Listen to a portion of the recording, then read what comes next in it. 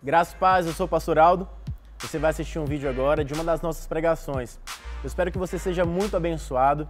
Não se esqueça de curtir este vídeo, se inscrever em nosso canal e ser constantemente notificado de tudo aquilo que preparamos para abençoar a sua vida. Que Deus te abençoe. Meu nome é Cleferson Luan, sou convertido há 1 ano e meio. Me lembro que em 2017 eu vivia somente de festas, bebidas, que tentava preencher um vazio desta forma, que tentava alcançar algo mais, sabe quando você não consegue se preencher. Eu já cursava o Tec Enfermagem, não tinha perspectiva de me formar, eu estava com dificuldades financeiras e estava tentando buscar emprego há muito tempo, só que o país em crise, não estava conseguindo achar, as pessoas não contratavam pessoas sem experiência, ficava nessa dificuldade. E eu fiquei vivendo assim por quase 1 ano, até que me chamaram para ir numa entrevista de emprego. Eu fui e acabei sendo contratado.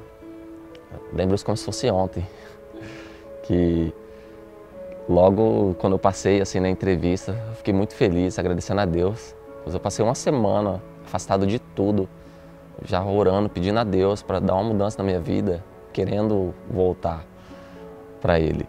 E caiu assim no meu colo essa entrevista, esse emprego. Eu muito feliz, estava indo embora de ônibus, estava no centro da cidade, quando um amigo daqui da igreja me chamando para ir na célula. Só que eu já me lembrava que a célula era às 16 horas, pois eu já havia frequentado durante 4 meses em 2015. Então eu ainda fiquei meio assim, ué cara, a célula vai começar somente às 16 horas, como é que vai funcionar isso? Ele falou para mim não me importar com isso, que ele sentiu que era para eu estar ali, que ele queria que eu estivesse naquela célula, então não importava se eu fosse me atrasar, que eles iriam esperar para iniciá-la. E eu fui, cheguei atrasado, mas ainda assim eles me esperaram. Lembro que acabou tarde ainda a célula, porque começou tarde, estava perto de se iniciar, deles saírem para vir para o culto, que a célula deles é sábado. Então assim, após a célula, foi já a mensagem voltada para o reviravolta, focando em Cristo, para focar nele somente como alvo e não tirar a visão dele, para que mesmo que minha dificuldade, você não acaba caindo, que mesmo que você desequilibre, você continue firme nele, pois você está focado sua visão nele. Então, isso me marcou muito naquela célula. Aí eu, pela minha vontade mesmo, decidi ir para o culto com eles, que eles ainda não haviam me chamado.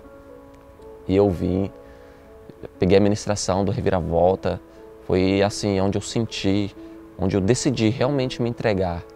Eu lembro que eu coloquei de cabeça mesmo no Evangelho. E assim, deixa a mensagem para todas as pessoas que estejam me ouvindo. Não desista daquelas pessoas que estão afastadas, aquelas pessoas que vocês querem que estejam aqui. Que por mais que ela pode vir, possa desistir, o Espírito Santo vai tocar nelas, vai fazer elas estarem aqui. Então continuem buscando. E é isso que eu digo para vocês. Deixo meus agradecimentos aos pastores, aos meus líderes que estiveram nessa caminhada junto comigo, nessa transformação que foi minha vida. Eu só tenho a agradecer a vocês. Muito obrigado. Deus, o Senhor é a razão pela qual estamos aqui.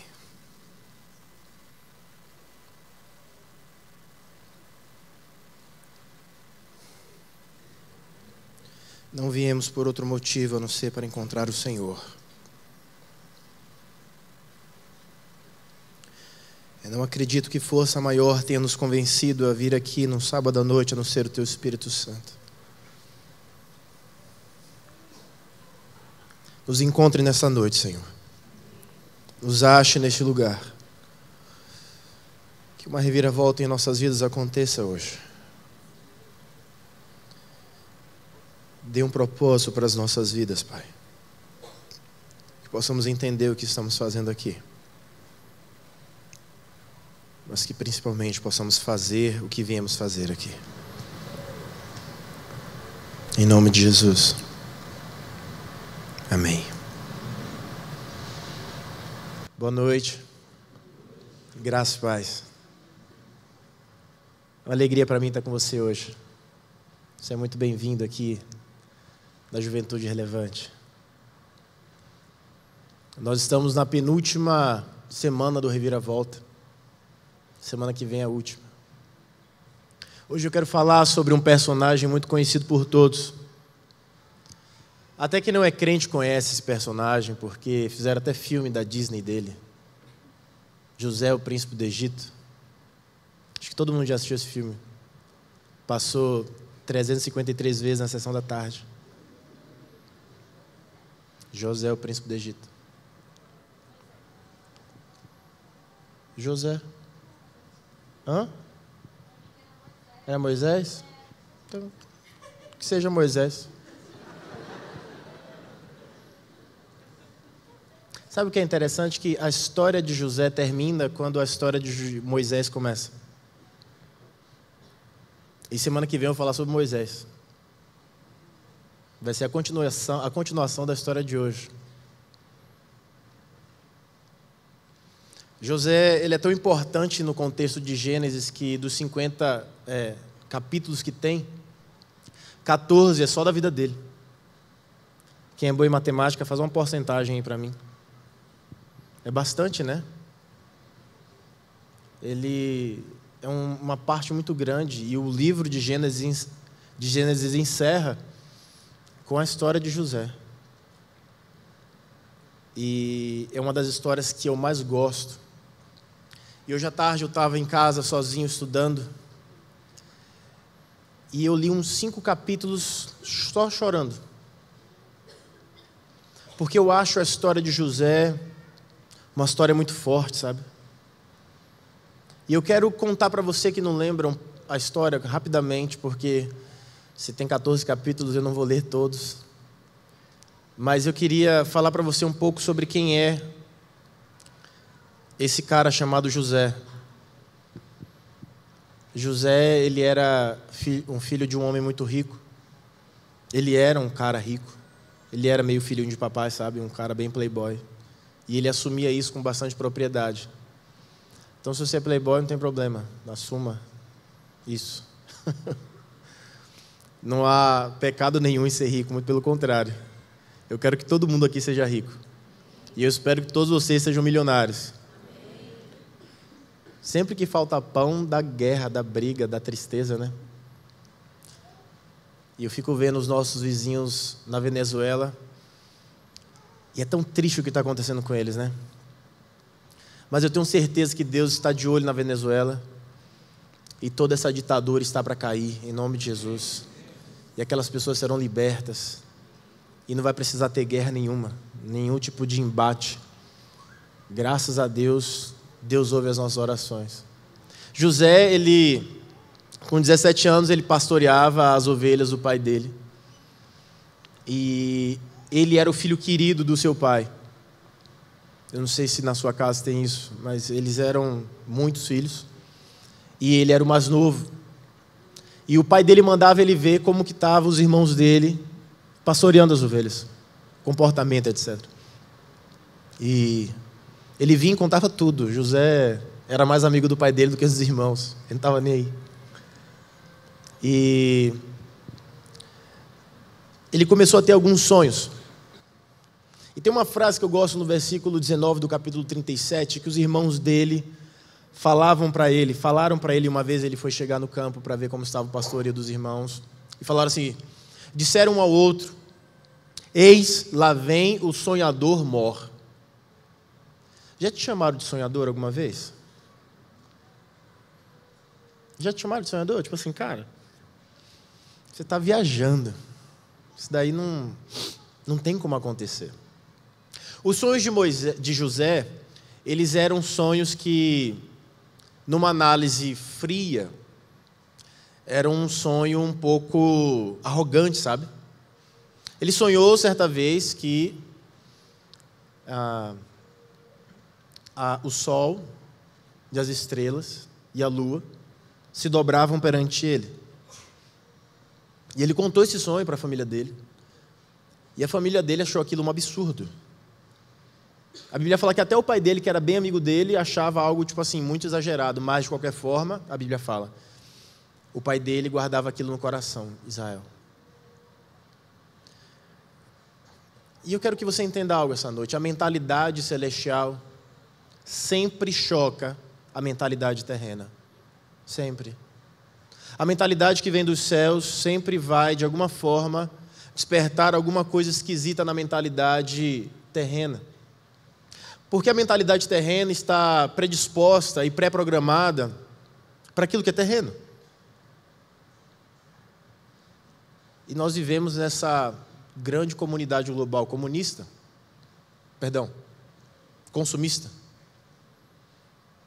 E parece que os nossos alvos, os nossos goals da vida são sempre voltados para isso.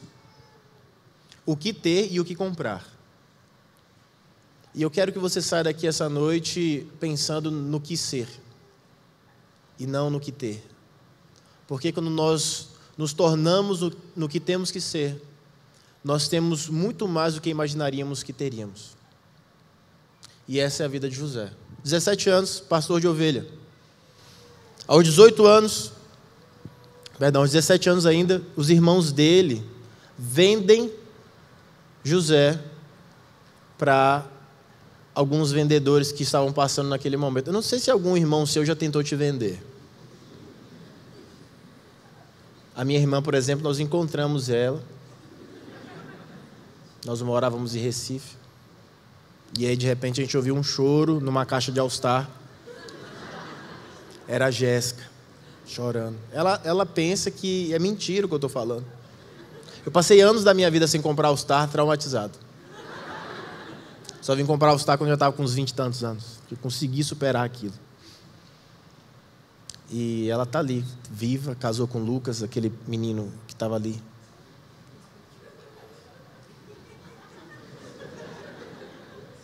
Corintiano. Fiquei feliz com a notícia de que o VAR, o VAR, vai ser colocado agora no Campeonato Brasileiro. E nunca mais o Corinthians vai ganhar um título. Porque eles só ganhavam quando eles compravam os árbitros, né? Ele está repreendido. No nome de Jesus, Satanás. Aqui não. Na casa do Senhor não existe Satanás. Show, Satanás. Ai, carnaval de 97, misericórdia. Ah, Jesus, me ajuda, Senhor. José foi vendido. 20 moedas de prata. Um dia eu vou fazer uma pregação só sobre as pessoas que foram vendidas por moedas de prata. Jesus foi traído por 30. Eu li uma vez um escritor dizendo que um escravo naquela época custava em média 30 moedas de prata. E Jesus foi vendido por 30 moedas de prata como se fosse um escravo. Mas ele libertou o mundo. 18 anos, José está na casa de Potifar. Potifar era o chefe da guarda de Faraó. Faraó, naquele contexto, e se você estudou história, todos estudaram, não sei se você lembra disso. Ele era tido não só como o rei, mas também como um deus, uma entidade divina na terra. Ele se achava o cara, pobrezinho de Faraó. Todos eles eram todos metidos, né? Fizeram pirâmides para guardar os corpos nojentos deles depois da morte. Alguns acreditam que foram os alienígenas, pobres humanos. José passou dos 18 até os 30 preso. 12 anos, certo? Preso. Por um crime que ele não cometeu, por algo que ele não fez. José era um homem que respeitava a Deus, sabe? 100% ele respeitava a Deus.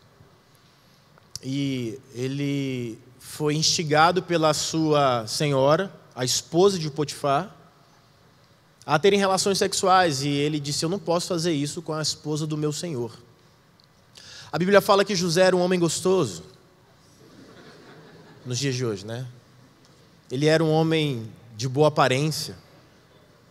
Uma delicinha, assim. Devia ter a barriguinha trincada. Os músculos todos torneados. Moreno, sensual. Meu Deus. Uma versão antiga sobre a minha pessoa.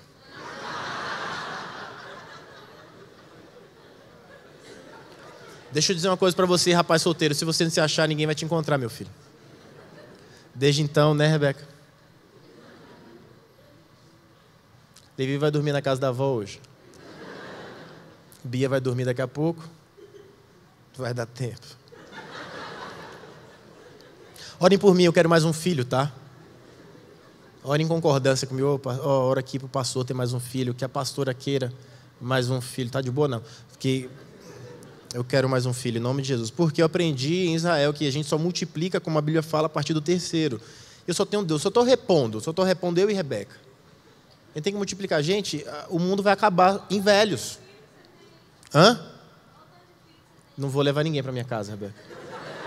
Alguém quer ser adotado por mim, para eu botar meu sobrenome e... Não, ninguém? Então tá. Todo mundo tem pai e mãe aqui, tá? Eu quero falar primeiro sobre morte. Eu sei que tem gente que não gosta dessa palavra, mas ela faz parte. Gênesis 37, no versículo 20, diz assim: Vinde, pois, agora e matemo-lo, e lancemo-lo numa destas covas, e diremos: uma fera o comeu, e veremos que será dos seus sonhos. Os irmãos de José não queriam matar José. Por mais que eles parecessem homens sem nenhum tipo de compaixão, o que eles queriam era matar os sonhos de José. A primeira mensagem que nós tivemos aqui no Reviravolta foi sobre o filho pródigo. E eu falei sobre o filho mais velho. Quando o filho pródigo ele retorna para casa, ele é recebido pelo seu pai, e o filho mais velho ele não aceita aquilo. Existem muitos irmãos mais velhos nas igrejas que, ao invés de apoiarem os sonhos dos mais novos, eles matam os sonhos. Com toda a religiosidade que eles carregam, e eles pensam que a vida cristã é uma vida recheada de uma religiosidade hipócrita. Muito pelo contrário. A vida cristã é uma vida despojada de qualquer tipo de hipocrisia e cheia do Espírito Santo de Deus. E cheia do amor de Jesus Cristo. E Jesus Cristo fala que para você entender o reino e você fazer parte dele, você deve amar a Deus sobre todas as coisas e ao seu próximo como a ti mesmo. Eu tenho muita preocupação com uma geração que conhece os caminhos do Senhor, nasce na igreja, mas mata os mais novos. Porque a única coisa que eles querem é manter um padrão de vestimenta e um padrão de conduta que as pessoas compactuem, e não com o que o cristianismo ou o que Cristo estabeleceu esteja de acordo. Eu não sei se você está visitando aqui hoje pela primeira vez, talvez você não me conheça. Desculpa se eu te ofender em alguma coisa, mas retiro as minhas desculpas, o problema é seu. Eu vim para te ofender. Porque se você quisesse ficar sem ofensa nenhuma, você procuraria outro Deus. Porque Jesus, ele nos ofende. Primeiro, com o amor esquisito dele. Dentro de todo o contexto de quando Jesus nasceu e esteve na terra, o que regia na terra era a cultura greco-romana. Dentro do panteão grego, tudo o que os deuses faziam era matar os homens, e quando algum deus vinha à terra, surgia um Hércules. Eles abusavam das mulheres ou dos homens. Quando surge a ideia de Jesus, ofende até os judeus religiosos. Porque é a única história de um Deus que vem à terra para morrer pelos homens. E é completamente o oposto daquilo que se pregava naquele tempo. Porque naquele tempo se pregava para que os homens morressem em favor dos deuses, para que os deuses tivessem misericórdia. Jesus, então, ele muda essa lógica. E ele coloca a lógica do reino dos céus aqui na terra. Eu vim para morrer por vocês, porque só assim vocês terão vida. Quando nós formos a Israel, amém? Esse ano nós vamos em maio. Nós vamos a um lugar em que havia sacrifícios para um deus chamado Pan. E sacrificavam ali crianças. E isso é muito bizarro, certo? Hoje, até se você fala assim, ó, mataram um cachorro ali para sacrificar, você fica abismado, você quer matar essa pessoa, você fica endemoniado. Em nome de Jesus, claro. E hoje as pessoas amam muito mais os cachorros do que os humanos. O mundo está esquisito. Mas tudo bem, depois eu xingo os cachorros. Você sabe que tem culturas que não gostam de cachorro, né? Assim como aquela que não gosta de vaca. Loucos. Como que não come uma vaquinha assada? Tá ali aquele menino ali com um boné na cabeça, uma cabeça de boi ali. Você ia ser morto lá na Índia. Mas graças a Deus pelas vacas. Como é bom comer uma picanha assada. Sangrando. Porque picanha que passa do ponto não é mais picanha. É outra carne. Tudo bem. José vivia num contexto completamente estranho para nós. Mas ele amava o mesmo Deus que nós amamos. Quando os irmãos de José lançam-o numa cova e o vendem, ele é levado para servir na casa de Potifar, porque eu já disse, ele era um cara bonito, então falaram assim, pô, esse cara é bonito. Ele tem boa aparência, a mão dele é fininha, não tem nada, nunca pegou no batente na vida dele. Vou pegar esse cara para cuidar das minhas coisas. José então se torna o responsável por tudo aquilo que tinha na casa de Potifar. Perdão, e a Bíblia fala que nem Potifar sabia o que ele tinha, quem sabia era José. Ele então é lançado na prisão e passa 12 anos na prisão. E eu quero ler o que está em Gênesis, no capítulo 39, versículo 20 e 21, que diz assim: E o Senhor de José o tomou, Potifar, e o entregou na casa do cárcere, no lugar onde os presos do rei estavam encarcerados. Assim esteve ali na casa do cárcere. O Senhor, porém, estava com José. Repete assim: o Senhor estava com José. E estendeu sobre ele a sua benignidade e deu-lhe graça aos olhos do carcereiro mor. Deixa eu te explicar uma coisa. Deus é o único Deus, porque só existe um mesmo, que consegue transformar a vida de um prisioneiro em um dia na vida de um príncipe. José saiu de prisioneiro para príncipe assim. A Bíblia fala que esse lugar onde ele estava preso, só ficavam presas as pessoas que participavam da coroa. Então, os servos que trabalhavam para o rei, para Faraó, o semideus ou Deus inteiro. E haviam duas pessoas naquele lugar. Um servia fazendo pães e outro servia preparando tudo aquilo que Faraó bebia. Cada um deles teve um sonho. E José interpretou os dois sonhos. Um deles seria para sair da prisão e voltar para o seu trabalho. José pede algo: olha, quando você subir, não se esquece de mim. Lembra que eu estou aqui. A essa altura do campeonato já fazia 10 anos que José estava preso. E ele liderava os prisioneiros. O homem que José interpretou o sonho e voltou a trabalhar com Faraó se esqueceu completamente de José. Até que um dia, Faraó também teve um sonho. Mas antes eu quero que você entenda algo. Em Romanos, no capítulo 5, versículo 8, diz assim: Mas Deus prova o seu amor para conosco, em que Cristo morreu por nós, sendo nós ainda pecadores. Entenda algo. José foi preso e ele estava num cárcere. Mas a Bíblia fala que o Senhor estava com José. Ele estava preso.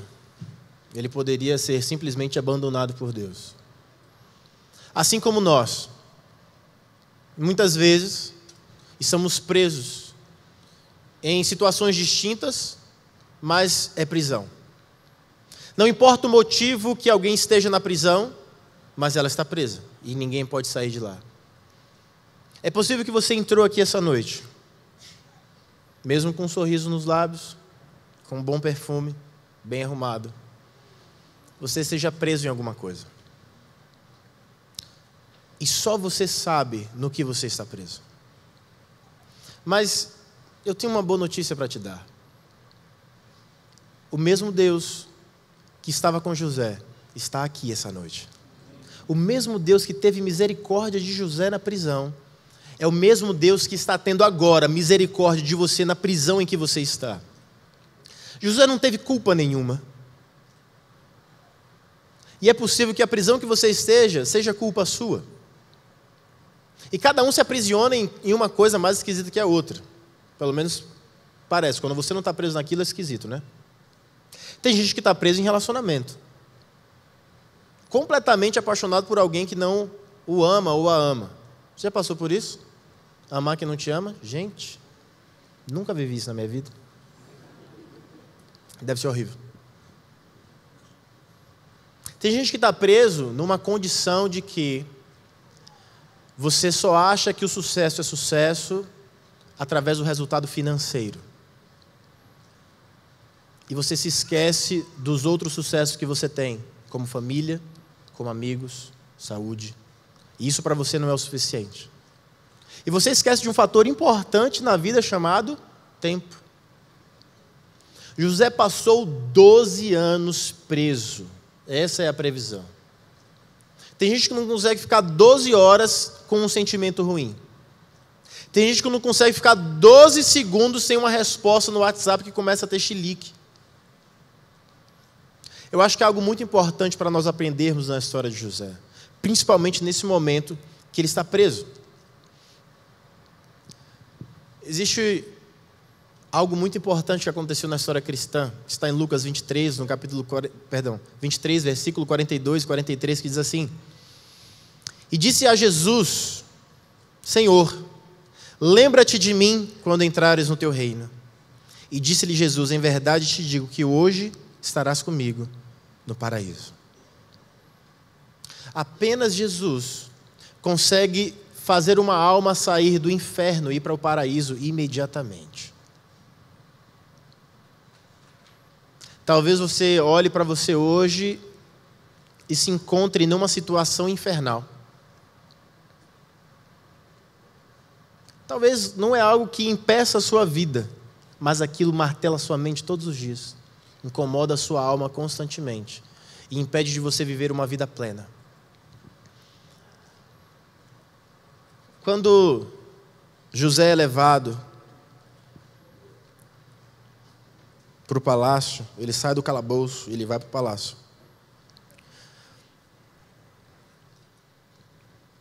Faraó, ele conta o sonho dele. É um sonho esquisito, vamos concordar. Ele sonhou o seguinte: eu sonhei que tinham 7 vacas gordas na praia do rio Nilo. Você sabe que o rio Nilo é um dos maiores rios do mundo, né?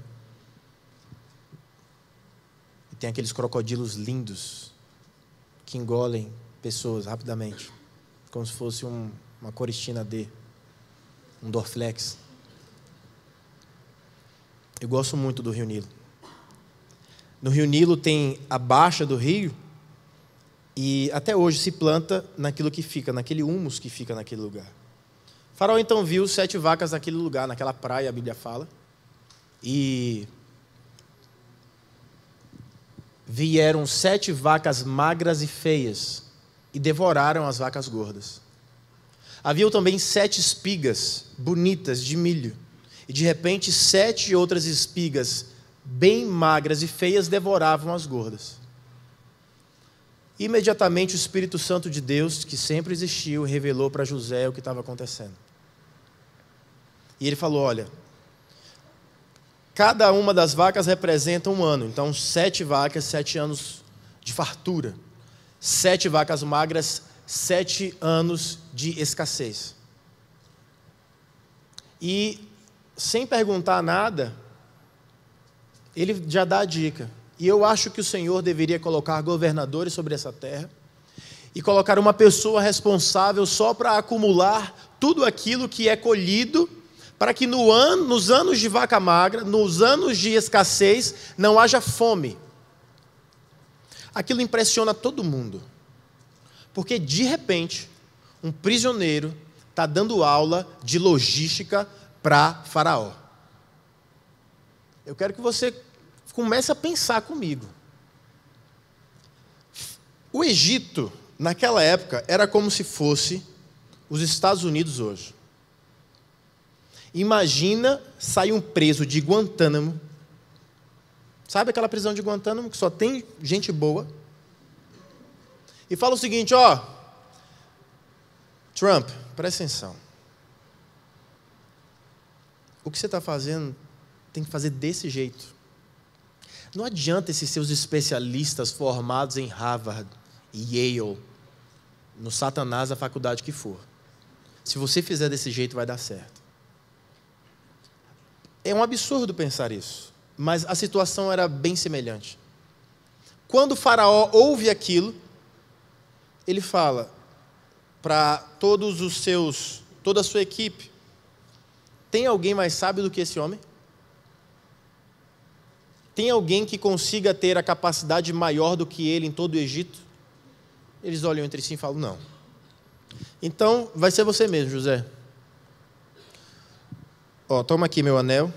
E essa cena, não sei se você consegue entender, mas quando Faraó tira o anel dele e coloca no dedo de José, e eu lendo isso hoje, eu lembrei imediatamente do filho pródigo. Quando ele volta para a casa do pai, e o pai dele fala: olha, deem roupas novas, coloquem uma sandália nova e deem um anel para ele, porque o meu filho voltou. Não era Faraó pai de José, mas Deus jamais deixou de ser pai de José. Não importa a circunstância.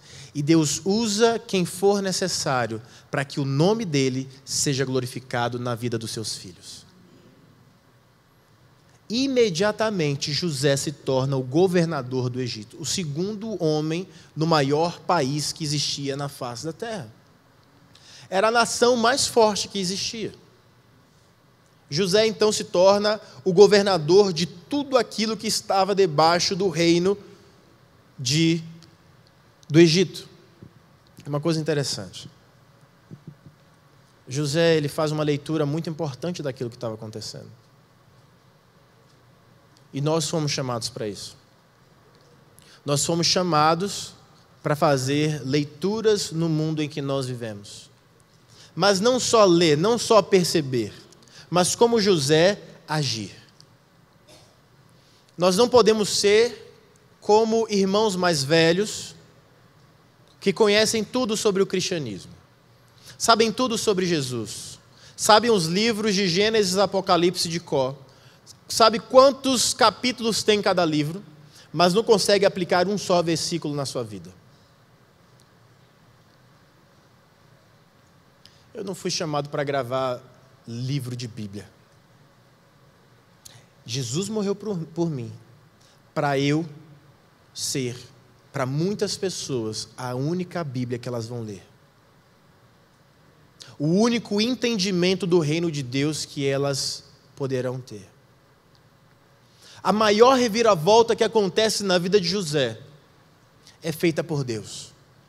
Não é feita pelos seus esforços, não é feita pela sua capacidade, é feita pelo Espírito Santo de Deus que escolheu José para que ele fosse a pessoa-chave para a continuidade do plano que Deus tinha. Porque existia uma promessa dada a Abraão, que Abraão se tornaria uma grande nação. Depois que José se torna governador no Egito, a fome acontece. E as pessoas vêm do mundo inteiro buscar comida. E uma dessas pessoas que aparecem são seus irmãos. Para muitas pessoas, a reviravolta seria José dar o troco nessas pessoas, não é? Lembra o que vocês fizeram comigo? Lembra que vocês me venderam, seus safados? Eu agora vou matar todos vocês, porque eu que mando aqui. Ia ser uma vingança bela para ele. Mas não era o que Deus tinha preparado. Deixa eu te dizer algo. Deus, em momento algum, preparou a derrota de qualquer pessoa.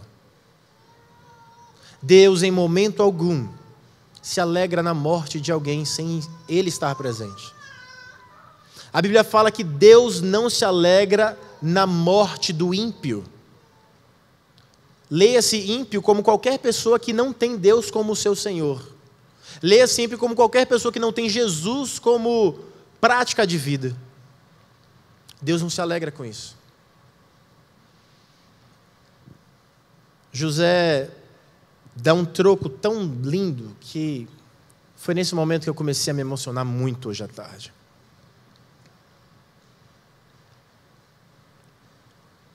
Eu assisto uma série que não é indicada para menores de 18 anos, chamada Billions. Comecei a assistir recente e um personagem principal que é bilionário. Espero que um dia você consiga ser bilionário, em nome de Jesus. Você tem a capacidade para isso, de administrar grandes quantias de dinheiro. Porque administrar bilhões de reais não é fácil, né? Mas Deus pode te dar sabedoria, amém? Capacidade. Imagina quantos trilhões José deve ter administrado nessa época. Bom, eu assistia essa série e o personagem principal, que é bilionário, ele falou que o seu maior desejo como bilionário, ou para ser rico, era ser rico e se vingar das pessoas que o tinham machucado. Nós temos Jesus Cristo como nosso Senhor e Salvador. Se você não tem, hoje é o grande dia da sua vida. E uma das coisas que José poderia ter feito era se vingar dos seus irmãos. Mas ele usa de uma estratégia de amor tão linda e tão bela, que eu entendi algo, que se você quer uma reviravolta na sua vida, se prepare para perdoar as pessoas que te machucaram. Isso não é fácil. Ninguém consegue fazer isso por si só. Mas Deus estará do teu lado. Deus estará contigo. Porque hoje, para mim, é o dia em que as cadeias cairão na sua vida e todos aqui sairão libertos em nome de Jesus. A Bíblia fala que quando 2 ou 3 estiverem reunidos em nome dele, ele ali se faria presente. E nós somos muito mais do que 3 aqui. E eu tenho certeza que Jesus Cristo se faz presente hoje à noite. Hoje é dia de libertação. Hoje é dia de reviravolta. Hoje é dia de restauração. O dinheiro de um homem não representa os seus tesouros. E os tesouros de um homem não podem ser comprados com dinheiro. Os maiores tesouros que eu tenho na minha vida não foram adquiridos com dinheiro, foram adquiridos com a graça de Deus. Eu jamais conseguiria comprar a família que eu tenho com todo o dinheiro do mundo. Eu jamais conseguiria comprar um relacionamento com Deus com todo o dinheiro do mundo. Eu jamais conseguiria comprar ser um pastor com todo o dinheiro do mundo. Eu jamais conseguiria comprar discípulos. Tem coisas que a gente não compra. Tem coisas que Deus nos dá e nós administramos. Assim como aconteceu com José. O que José recebeu, ele não conquistou, ele ganhou. E quando a fome estava no mundo inteiro, ele pôde alimentar toda a sua família. A Bíblia fala que foram cerca de 70 pessoas que saíram de Canaã para morar no Egito, na terra de Gósen. E o meu bisavô tinha uma fazenda chamada Gósen. Interessante isso. Eu lembro que meus tios falavam. E meu pai ia para essa fazenda chamada Gósen. Eles passavam as férias e era uma fazenda maravilhosa. Um dia eu vou contar para vocês como o evangelho entrou na minha família. Eu tinha um trisavô que era senhor de engenho. Tinha escravos. Católico, alcoólico. Vou contar já. Né? Tinha uma capela na fazenda dele. E tinha missa toda semana. Padrão português de ser. E aí ele passou um caixeiro viajante, não sei se você sabe o que é um caixeiro viajante, hoje em dia não tem mais, óbvio, eu acho. Caixeiro viajante era uma pessoa que saía viajando pelas fazendas e lugares e vendendo coisas, e fazia escambos, etc. E ele comprou uma Bíblia. Quando ele comprou essa Bíblia, ele começou a ler, e ele viu que tudo aquilo que o padre falava não estava na Bíblia. Ele demitiu o padre,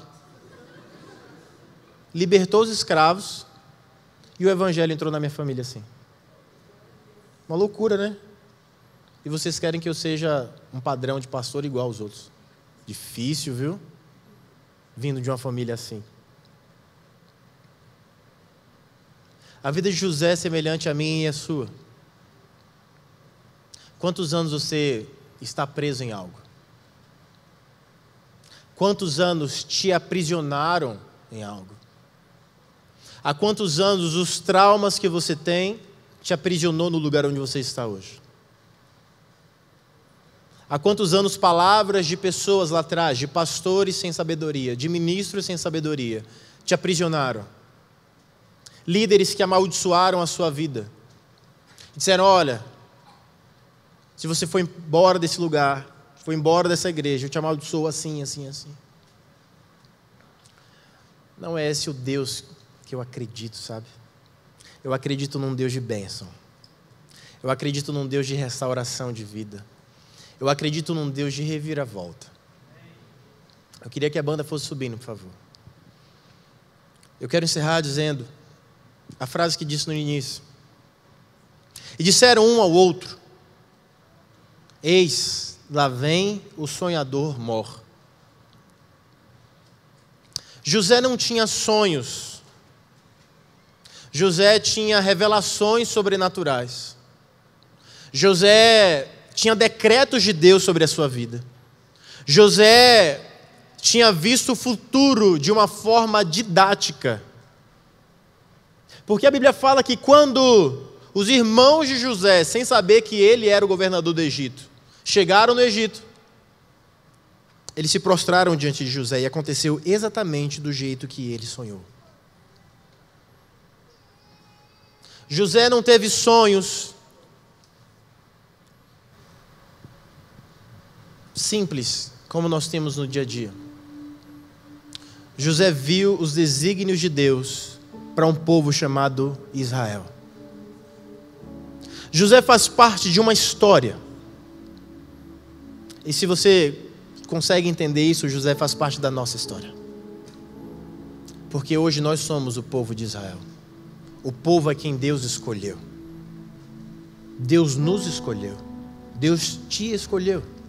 E mais uma vez, eu não acredito que você está aqui por acaso. Eu não acredito em acasos. Eu não acredito em sorte.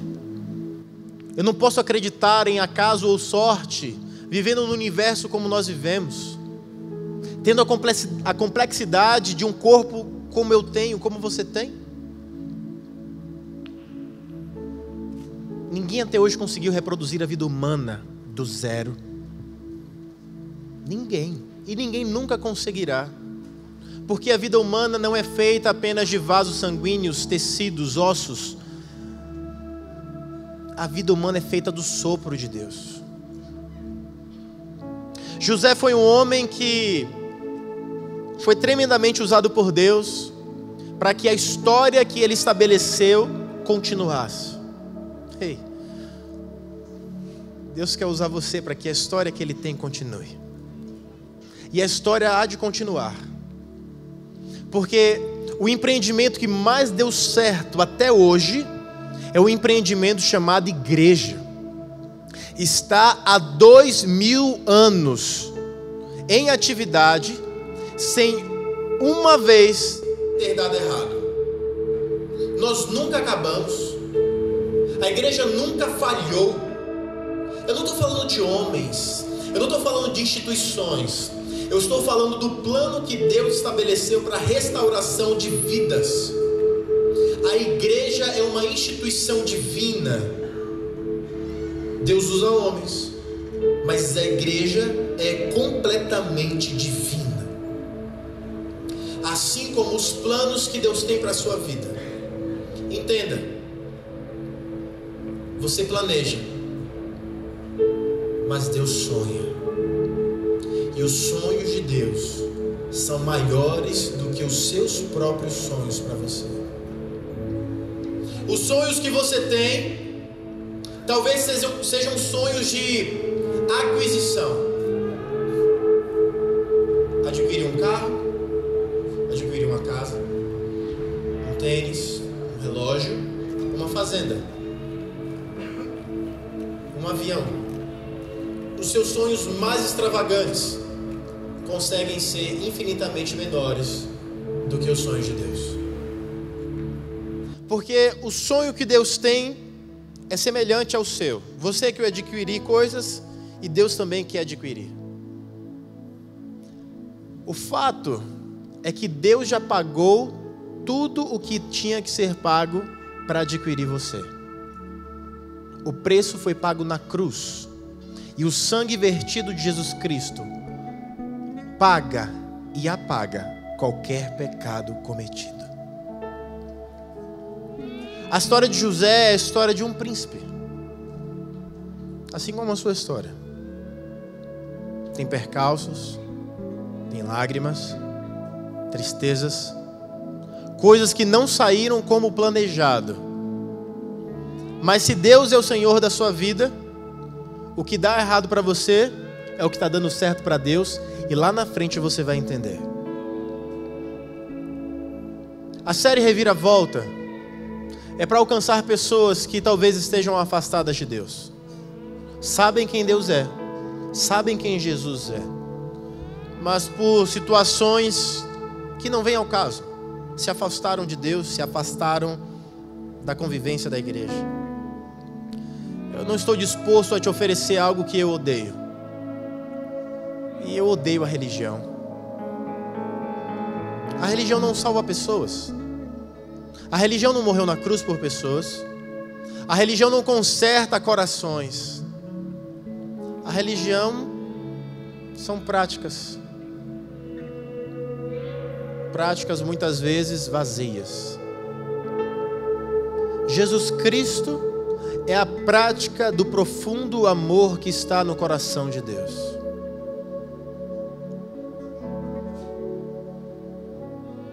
Eu queria te fazer um convite. Eu queria que você ficasse de pé no seu lugar. Nós estamos indo para o encerramento.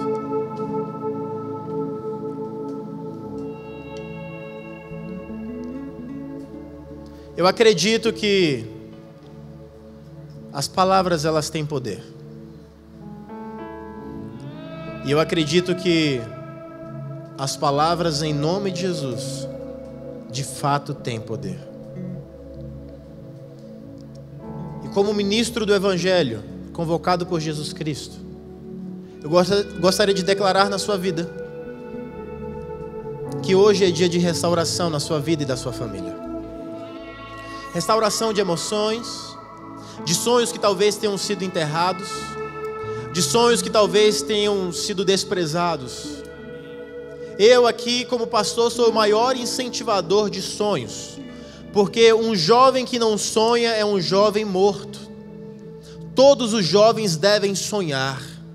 Sonhar com um país melhor, sonhar com uma família melhor, sonhar com um mundo melhor, com uma vida particular melhor, com um desenvolvimento de fé melhor.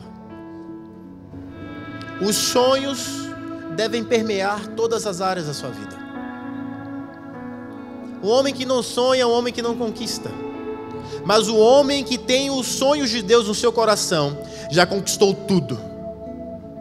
E eu quero que você tenha os sonhos de Deus no seu coração, porque nós somos chamados para sermos mais do que vencedores. Enquanto nós ministramos essa música, eu quero que você pense aquilo que você talvez pensou que Deus tenha parado de fazer, e que você entenda que Deus pode fazer outra vez. Muito obrigado por ter assistido o nosso vídeo até aqui. Espero que você tenha sido abençoado. Compartilhe esse vídeo com outras pessoas que também podem gostar dessa mensagem. Que Deus te abençoe.